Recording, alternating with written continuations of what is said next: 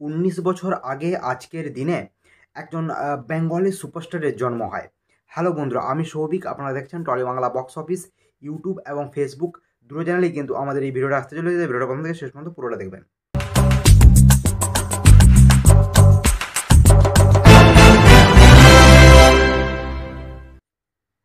19 বছর আগে আজকের দিনে একটা বক্স অফিস কাঁপানো একটা সুপারস্টারের জন্ম হয় বাংলা ইন্ডাস্ট্রিতে।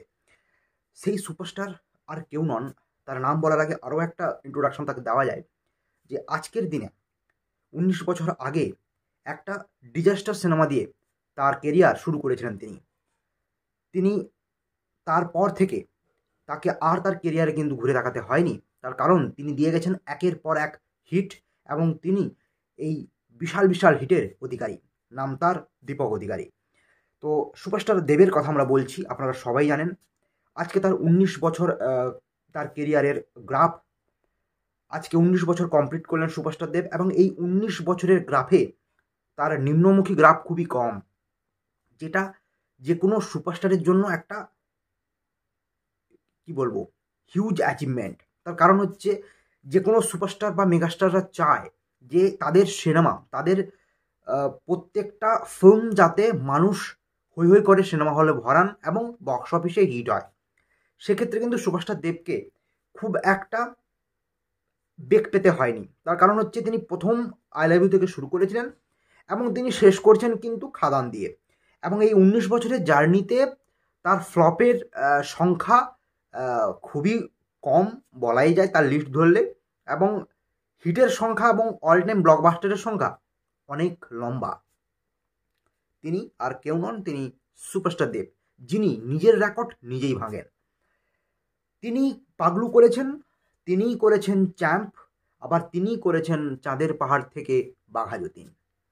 সবেতেই কিন্তু তার পারদর্শিতা, এবং যারা বা যে সকল ফ্যানবেসরা তাকে বিভিন্ন নামে উপাধি দিয়েছিলেন, লাইক তোতলা, বা এ ভালো করে কথা বলতে জানে না, অ্যাক্টিং তো জানেই না, সেই আজকে কিন্তু বক্স অফিস কিং, এবং যতগুলো রেকর্ড রয়েছে বাংলা ইন্ডাস্ট্রিতে তার 90% কিন্তু সুপারস্টার দেবের। তো বলাই যায় যে সুপারস্টার দেবের কেরিয়ারে যে যাই বলুক, তার কেরিয়ারের উপরে কিন্তু কোনো ছাপ পড়েনি, তার কোনো প্রভাব পড়েনি। তিনি বক্স অফিসের রাজা ছিলেন, এবং তিনি বক্স অফিসের রাজা আছেন, থাকবেনও। তার কারণ তার লাস্ট সিনেমা খাদান বক্স অফিসে বিশাল হিট। তিনি লাস্ট 4-5 বছরে যে কটা সিনেমা করেছেন তার বেশিরভাগই কিন্তু ব্লকবাস্টার, এবং সেটা তার কারণ হচ্ছে তিনি অডিয়েন্সকে বুঝেছেন। তিনি বাংলা ইন্ডাস্ট্রিতে বাংলা সিনেমার উন্নতি সাধনের চেষ্টা করেছেন বিভিন্ন টাইপের, বিভিন্ন ধারার সিনেমা করে। তো টিভিওর চয়েসে, অর্থাৎ আমাদের চয়েসে, আমরা সুপারস্টার দেবের ফেভারিট 12, অর্থাৎ পছন্দের 12টা সিনেমার লিস্ট বলবো।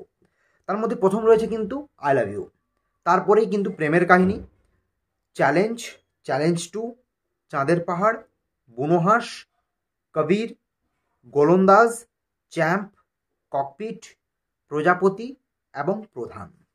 এই সিনেমাগুলো বাদ দিয়ে যার নাম স্পেশালি মেনশন করা যায় সেটা হচ্ছে খাদান। যে সিনেমা বাংলা মাস কমার্শিয়াল মশালা ফিল্মের বাজারকে আবার পুনরুদ্ধার করতে পেরেছে, সেই সিনেমার নাম অবশ্যই আলাদা করে মেনশন করতেই হয়। হ্যাপি 19 ইয়ার্স বলাই যায় সুপারস্টার দেবের জন্য। Congratulation to you, the box office king superstar Dev. আমরা কংগ্রাচুলেট করতে পারি, এবং আপনারাও আশা করি কংগ্রাচুলেট করবেন, কারণ তিনি বক্স অফিস কিং এবং তিনি লাস্ট সুপারস্টার অফ বেঙ্গল। তো আজকের ভিডিও এ পর্যন্তই। কেমন লাগলো ভিডিওটা অবশ্যই লাইক এবং শেয়ার করে জানাবেন, অবশ্যই একটা কমেন্ট করবেন। দেখা হচ্ছে নেক্সট ভিডিওতে।